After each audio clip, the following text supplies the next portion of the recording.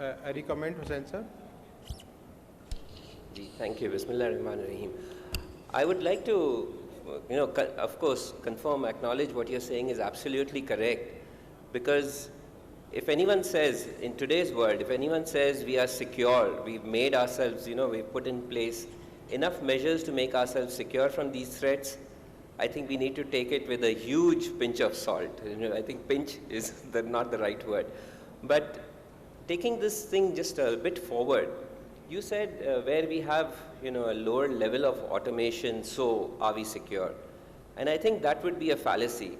If we see the threats that are coming up today, look at the ransomware. Look, every organization allows its people to connect to the internet. They have external email, and those are the channels that are being targeted. And so you have attacks coming regardless of the level of automation. You have people who are not aware of these things, and they tend to, unfortunately, compromise the organization. So, yes, it is a difficult scenario. While we are moving forward, there is a lot of improvement from where we were in the past, but still there's a lot of work to be done. A lot of work to be done. And since you are also the president of ISACA, Information System Audit and Control Association, can you please share what should be the right mix, right reporting lines? And if you could share, what is your reporting line within your organization, if it's not a secret, and is it actually has given the required results to the organization or not? Right, thank you very much. I'm reporting, so I can share that. I'm reporting to the CEO. All right. And I think it's important to recognize that there are a few prerequisites. For whom the position reports to depends on the organization.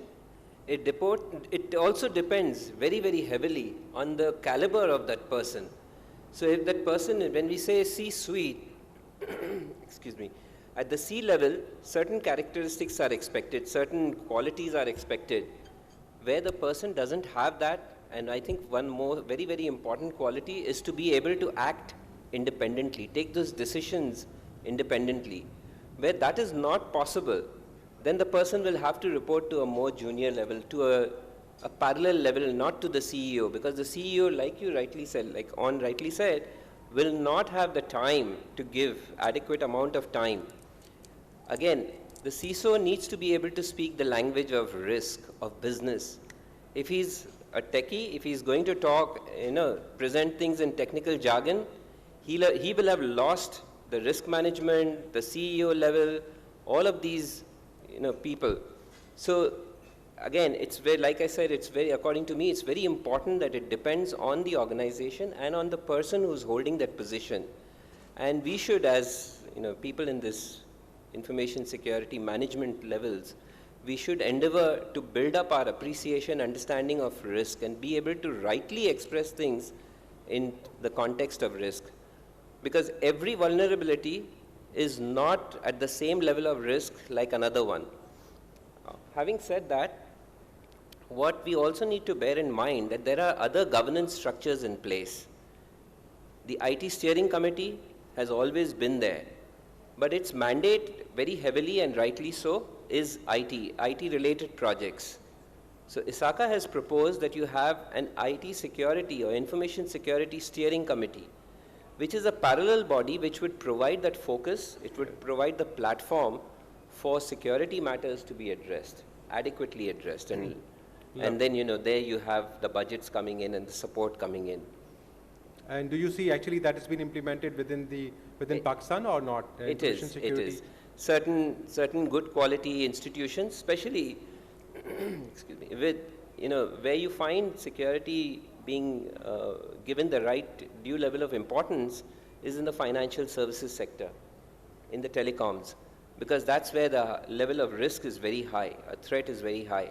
So for financial services, you'll find a few banks that have actually set up the Information Security, IT Security Steering Committee. So those are the companies which feel the importance of IT security from here, not from here only. Yes, and where they're conscious that all right, at the IT Steering Committee level, maybe they will not be able to give enough airtime to the CISO. I'd just like to add that that the position about being independent and being able to take decisions also requires the person to be able to work effectively with others.